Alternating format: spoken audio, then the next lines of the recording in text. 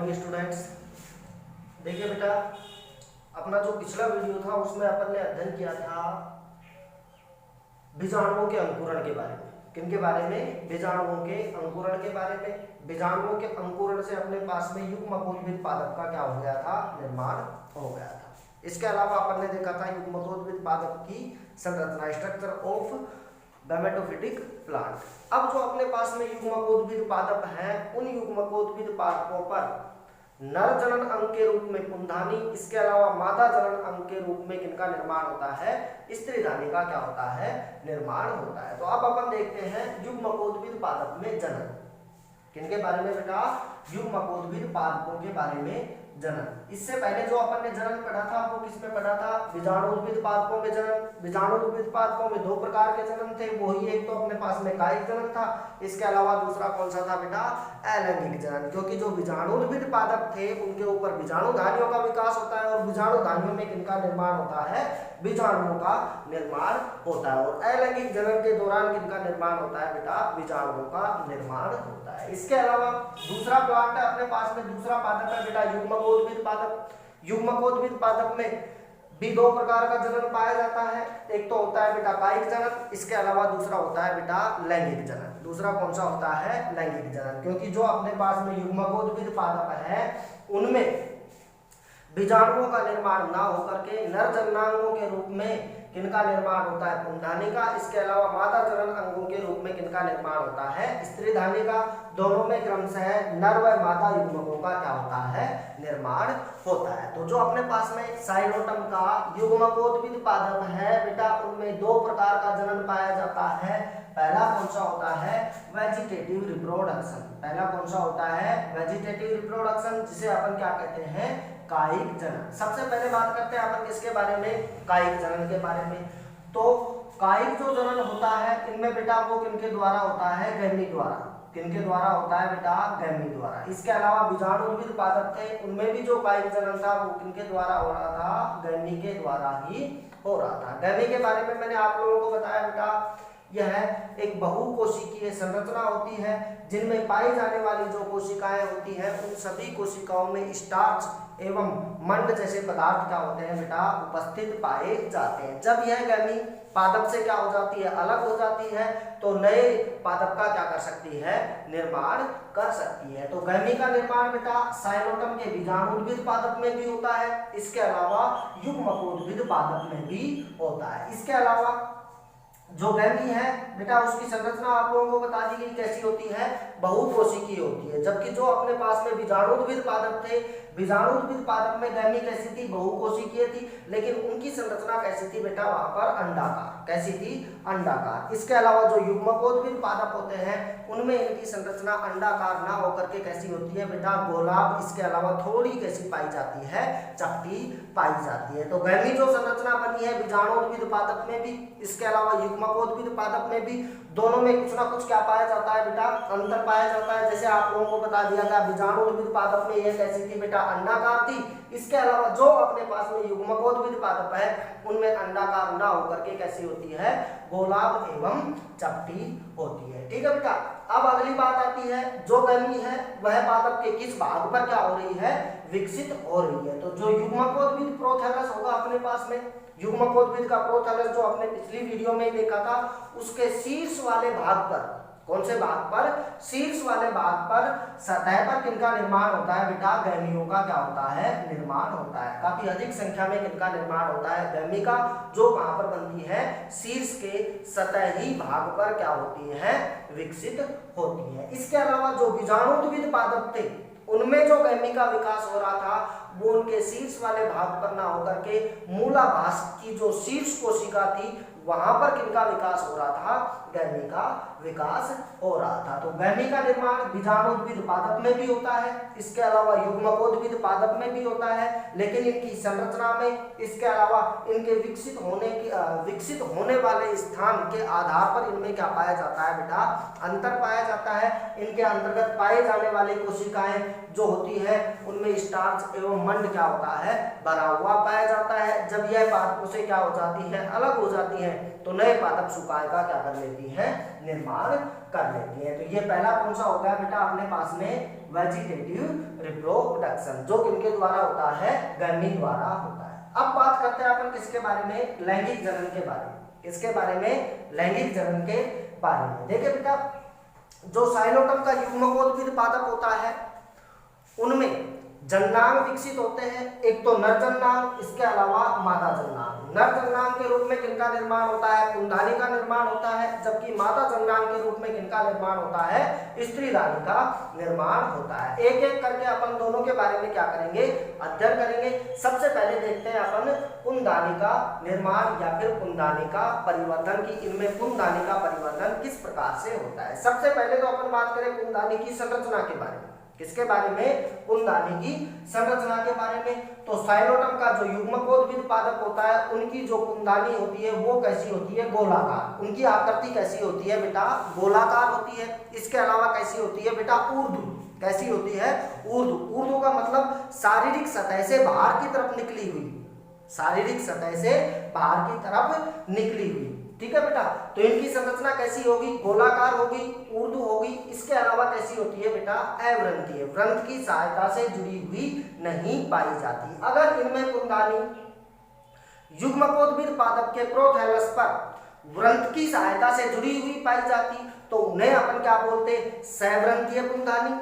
इसके अलावा जब व्रंथ उपस्थित नहीं पाया जा रहा, व्रंथ क्या है बेटा, अनुपस्थित है, तो उन्हें अपन क्या बोलते हैं, अव्रंथीय पुंधानी। क्या कहते हैं, अव्रंथीय पुंधानी। तो पुंधानी की संरचना किस प्रकार की होगी, गोलाकार होती है, अव्रंथीय होती है। ठीक है बेटा, इसके अलावा अब अपन बात करते हैं किनके बारे में कि इनमें पुंधानी का जो विकास होता है वो किस प्रकार से होता है। देखिए पुंधानी के विकास की अगर अपन बात करना चाहें तो युग्मकोद्भिद पादप की कोई भी सतही कोशिका, युग्मकोद्भिद जो पादप होगा या फिर प्रोथैलस होगा, उनकी कोई भी सतही कोशिका पुंधानी आरंभिका का क्या करती है, निर्माण करती है। और इसी पुंधानी आरंभिका से आगे जाकर के कंप्लीट पुंधानी का, संपूर्ण पुंधानी का क्या होता है, विकास होता है। इसके अलावा जो युग्मकोद्भिद पादप होता है उनमें बेटा एक पुंधानी का विकास तो होता नहीं है, काफी अधिक संख्या में किनका विकास होता है, पुंधानियों का विकास होता है। जब काफी अधिक संख्या में पुंधानियों का विकास होता है तो ये भी श्योर सी बात है कि इनमें काफी अधिक सतही कोशिकाएं किनका निर्माण करती हैं, पुंधानी आरंभिकाओं का क्या करती हैं, निर्माण करती है। ये जो पुंधानी आरंभिकाएं होती है ये शरीर की अलग अलग सतह पर इनका क्या होता है,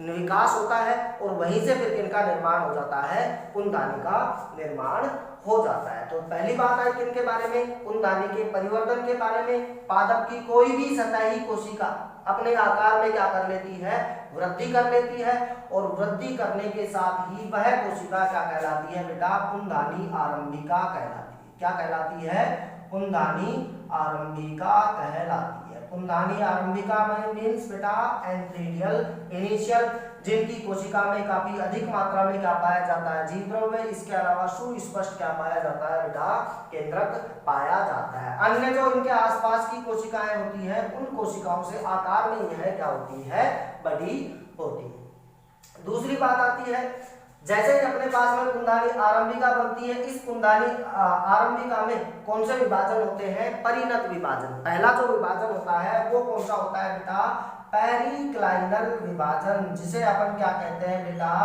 परिणत विभाजन कहते हैं। क्या कहते हैं, परिणत विभाजन कहते हैं। परिणत विभाजनों के फलस्वरूप दो कोशिकाओं का क्या होता है, निर्माण होता है। एक तो बाहर की तरफ जो कोशिका बनती है, बाहरी कोशिका। इसके अलावा एक जो अंदर की तरफ कोशिका बनती है वो क्या कहलाती है, भीतरी कोशिका। बाहर की तरफ जो कोशिका बनती है उसे अपन क्या बोलते हैं बेटा, पैराइटल सेल। क्या बोलते हैं बेटा, पैराइटल सेल, या फिर इन्हें अपन कह सकते हैं परिधीय कोशिका, या फिर इन्हें अपन कह सकते हैं बाहरी जैकेट कोशिका। तो बाहर की तरफ जो कोशिका बनी है पैराइटल सेल, परिधीय कोशिका। इसके अलावा इन्हें अपन क्या कहते हैं बेटा, जैकेट कोशिका, या फिर डायरेक्ट इसे अपन कह देते हैं बाहरी कोशिका। इसके अलावा नीचे की तरफ जो कोशिका बनती है वह क्या कहलाती है, भीतरी कोशिका। क्या कहलाती है बेटा, भीतरी कोशिका। इसके अलावा इसे अपन क्या कहते हैं, प्राथमिक पुंजनक कोशिका। क्या कहते हैं बेटा, प्राथमिक पुंजनक कोशिका, या फिर प्राइमरी एंड्रोगोनियल सेल। क्या कहते हैं बेटा, प्राइमरी एंड्रोगोनियल सेल।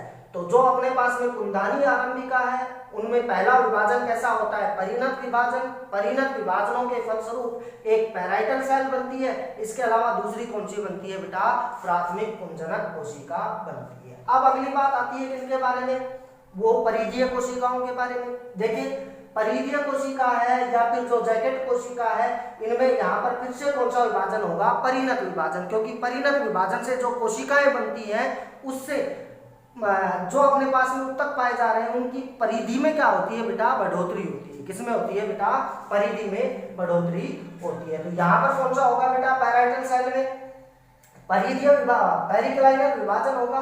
पेरिक्लाइनर विभाजन से कितनी कोशिकाएं बनेंगी बेटा, दो कोशिकाएं। कौन सी कोशिकाएं बनेंगी बेटा, दो कोशिकाएं बनेंगी, जो भी क्या कहलाएंगी बेटा, परिधीय कोशिकाएं कहलाएंगी। लेकिन इनकी संख्या क्या होती जाती है बेटा, आगे परिणत एवं अपनत विभाजनों से बढ़ती हुई चली जाती है। जैसे अपने पास में एक परिधीय कोशिका है, फिर एक से कितनी होगी बेटा, दो हो गई, दो से कितनी होगी बेटा, चार हो गई। इस प्रकार से किनका निर्माण हो जाता है बेटा, काफी अधिक पैराइटल सेल का, परिधीय कोशिकाओं का क्या हो जाता है, निर्माण हो जाता है। परिधीय कोशिकाओं के निर्माण से, किनके निर्माण से, परिधीय कोशिकाओं के निर्माण से अंदर की तरफ विकसित होने वाले जो पूर्ण होते हैं वो चारों तरफ से क्या हो जाते हैं, घिर जाते हैं। कहने का मतलब ये हुआ कि ये जो परिधीय कोशिकाएं होती है, जैकेट कोशिकाएं होती है, पुंजनी के अंतर्गत विकसित हो रहे पूर्णों को सुरक्षा प्रदान करने का या फिर आवरण प्रदान करने का क्या करती है, कार्य करती है। मतलब बाह्यतम कवच का क्या करती है, निर्माण करती है,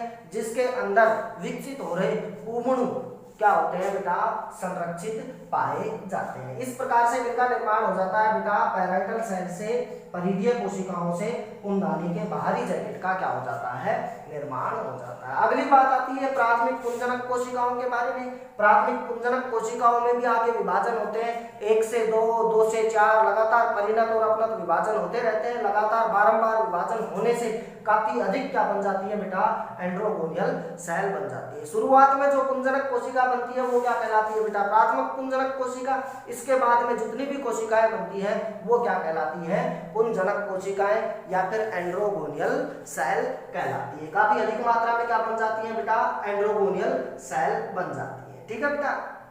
अब जब अपने पास में दो परिधीय कोशिकाएं होती हैं, इसके अलावा दो ही क्या होती हैं बेटा, पुंजनक कोशिकाएं होती हैं, तो इनमें क्या होता है बेटा, परिणत एवं अपनत विभाजन होगा काफी अधिक मात्रा में। तो काफी अधिक कोशिकाओं का क्या होता है, निर्माण होता है। जब काफी अधिक कोशिकाओं का निर्माण होता है तो जो अपने पास में युग्मकोद्भिद प्रोथैलस होता है उससे बाहर की तरफ कोशिकाएं क्या हो जाती है बेटा, निकली हुई दिखाई देती है। किनके रूप में, उभार के रूप में। जैसे अपने पास में प्रोथैलस था, किनका, युग्मकोद्भिद पादप का। लगभग उनकी संरचना अपन ने इस प्रकार से दिखाई थी। ठीक है बेटा। इनकी शीर्ष वाले भाग पर किनका निर्माण होता है बेटा, कुंदानियों का निर्माण होता है। जब यहाँ पर काफी अधिक कोशिकाओं में क्या होगा बेटा, विभाजन होगा, तो क्या बन जाता है, एक उभार बन जाता है। मतलब इनकी जो कुंदानी होती है वो शारीरिक सतह से बाहर की ओर उभर करके आती है। किनकी ओर आती है बेटा, बाहर की ओर उभर करके आती है। तो ये क्या होगी, अपने पास में कुंदानी होगी, जो कैसी होगी बेटा, इनकी गोलाकार होगी।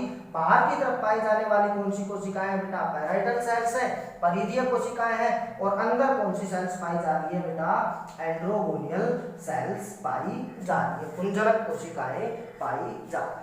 अगली बात आती है, ये जो पुंजनक कोशिकाएं होती है आगे जाकर के किसमें परिवर्तित हो जाती है बेटा, पुंजनक मात्र कोशिकाओं में क्या हो जाती है, परिवर्तित हो जाती है। किनमें परिवर्तित हो जाती है, पुंजनक मात्र कोशिकाओं में क्या हो जाती है, परिवर्तित हो जाती है। ये अपने पास में काफी सारी क्या दिखा रखी है बेटा, पुंजनक मात्र कोशिकाएं दिखा रखी है। इन पुंजनक मात्र कोशिकाओं से आगे जाकर के किनका निर्माण होता है, पूर्णों का निर्माण होता है। तो अपने पास में पुंजनक कोशिकाएं किसमें बदल जाती है, पुंजनक मातृ कोशिकाओं में बदल जाती हैं। और पुंजनक मात्र कोशिकाओं से आगे जाकर के किनका निर्माण होता है, पूर्णों का निर्माण होता है। तो ये क्या होगी बेटा, पुंजनक मातृ कोशिका।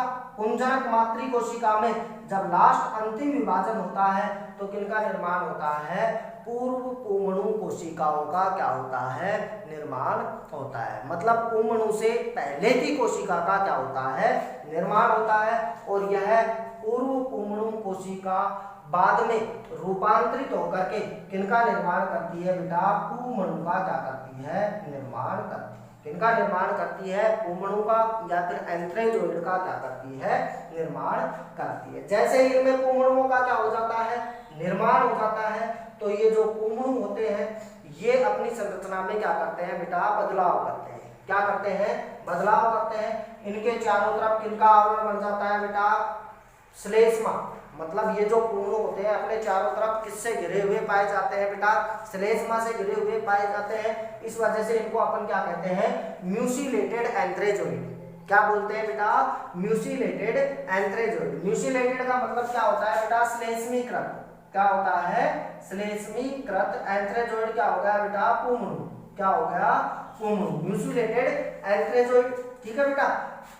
तो ये म्यूसिलेटेड जो एंथ्रेजोइड है अपने चारों तरफ किनका आवरण बना लेते हैं बेटा, श्लेष्मा का आवरण बना लेते हैं। इसके अलावा फिर धीरे धीरे इनके ऊपर किनका विकास होने लग जाता है बेटा, कशाभिकाओं का क्या होने लग जाता है, विकास होने लग जाता है। काफी अधिक मात्रा में क्या बन जाती है बेटा, इनमें कशाभिकाएं बन जाती हैं, जो इनकी शारीरिक सतह पर क्या हो जाती है बेटा, फैल जाती है। तो जो अपने पास में साइलोटम का युग्मकोद्भिद पादप है उनमें जो कुंदानी बन रही है, उन कुंदानियों में जो पुमणु विकसित होते हैं वो पुमणु कैसे होते हैं बेटा, अनेक कशाभिकी एवं बहु कशाभिकी पुमणु होते हैं। और इनकी जो संरचना होती है वो किस प्रकार की होती है बेटा, कुंतलाकार। कैसी होती है, कुंतलाकार। इनमें जो पुमणु बनते हैं उनका आकार कैसा होता है बेटा, कुंतल के समान। इस वजह से इनको अपन क्या बोलते हैं, कुंतलाकार पुमणु बोलते हैं। अब अगली बात आती है, जैसे ही कुंदाने में किनका निर्माण हो जाता है बेटा, पुमणुओं का निर्माण हो जाता है। पुमणु यहाँ पर क्या कहलाएंगे बेटा, नर युग्मक। क्या कहलाएंगे बेटा,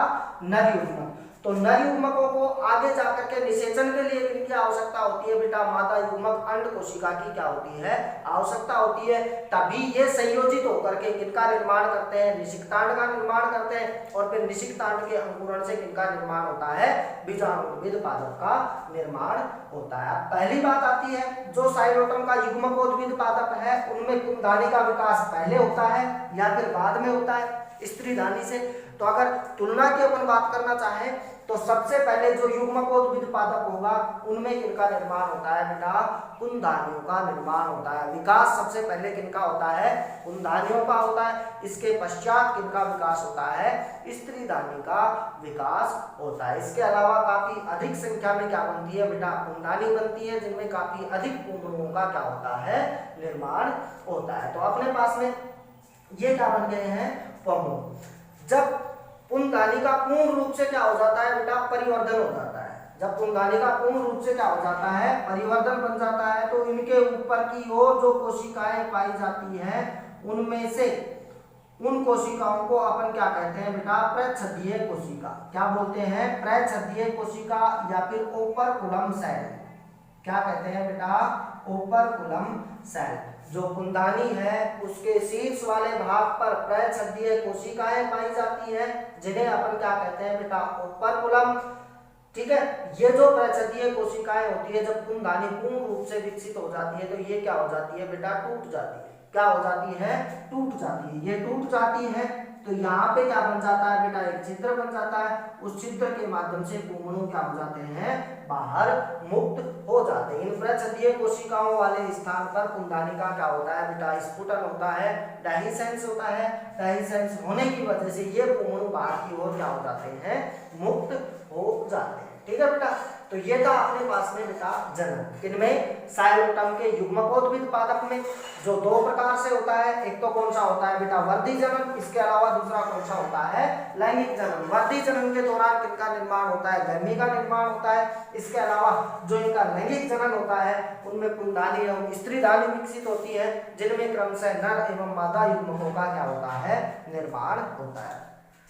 साइलोटम एक ऐसा पादप है जिनके बीजाणुद्भिद पादप पर भी, इसके अलावा युग्मकोद्भिद पादप पर भी किनका निर्माण होता है, गैमी का निर्माण होता है। लेकिन ये जो गैमी होती है संरचना, आकार एवं आकृति में बीजाणुद्भिद पादप पर बनने वाली होती है, वो युग्मकोद्भिद पादप पर विकसित हुई गैमी से क्या होती है बेटा, अलग होती है, संरचना में अलग होती है। इसके अलावा इनके विकसित होने का स्थान भी क्या होता है, अलग होता है। जब ये पादप से अलग हो जाती है तो नए पादप का क्या कर लेती है, निर्माण कर लेती है। तो आज के लिए बेटा इतना ही। अपन ने देखा किसके बारे में, जनन के बारे में, उनधानी के परिवर्धन के बारे में। नेक्स्ट वीडियो में अपन अध्ययन करते हैं स्त्री धानी के परिवर्धन के बारे में। धन्यवाद।